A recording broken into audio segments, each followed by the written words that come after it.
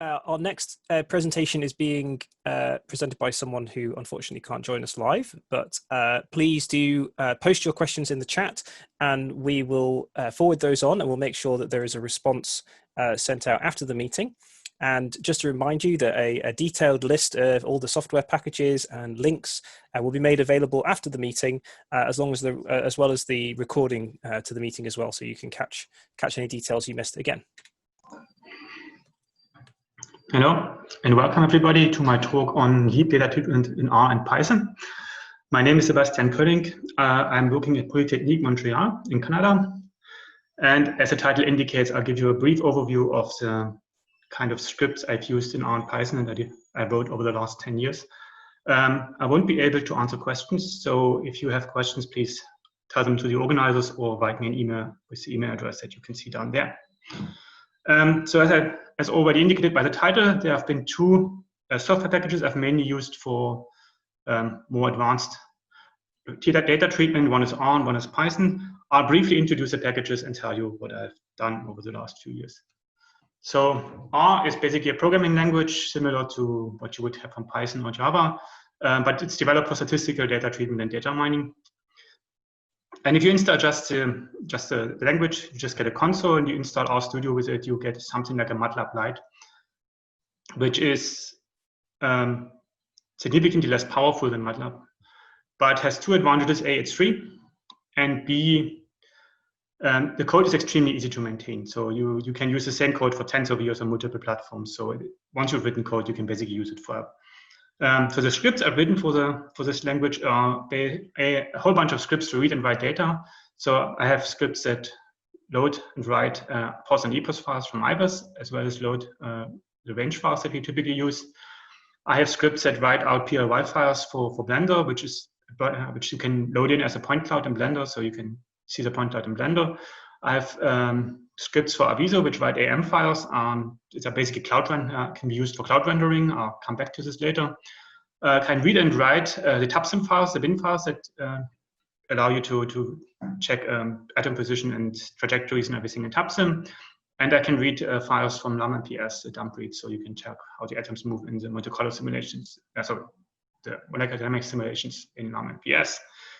In addition, I can do 1D profiling on IVAS data, or basically on any of those data, both based on elements and based on ions. I can do it based on an axis and based on a circular profile, basically making successive cylinders or successive cylinder tubes to create circular profiles.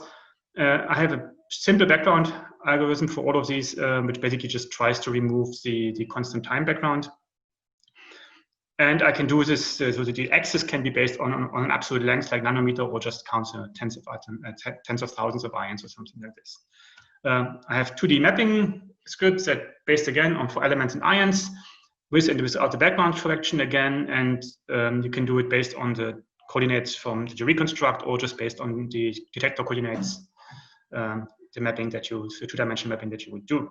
Then finally, 3D mapping. So similar to what IVAS does, I can calculate the Gaussian, can calculate on a grid what happens if you would spread the atoms with the Gaussians, export this to this grid then to Aviso, and that is where you get these AM files, and you can make the cloud renderings that would give you like over a color map which concentration of which element is where in this three-dimensional volume.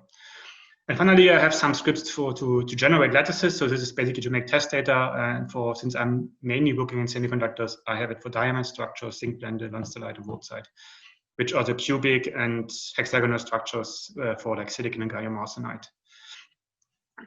So this is what I have for R.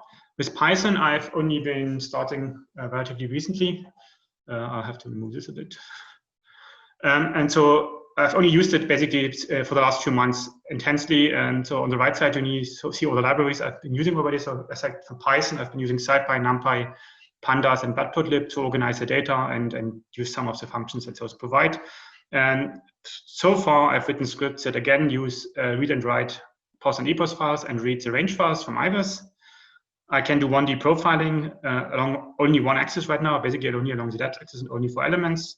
And right now only based on lengths, but of course changing this would be relatively straightforward. I can do lattice generation again, where I can make right now simple cubic and diamond lattices. But again, changing this is not too difficult. And so the main points I'm using this right now, it's because it has some more powerful algorithms than R. So I try to do mass spectrum peak identification. So right now I can find the peaks, but I cannot associate them with anything. And I do verbal tessellation of the two-dimensional data we have. And so for right now, I can do the verbal tessellation and I can make cuts through them and plot the cuts. So something like this, for silicon germanium would be a cut to an atom probe measurement, which the tessellation for each of the type of atoms. And that's basically all I have so far.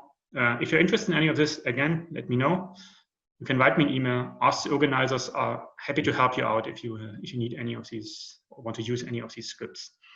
Thank you very much and enjoy the virtual meeting. Okay, great.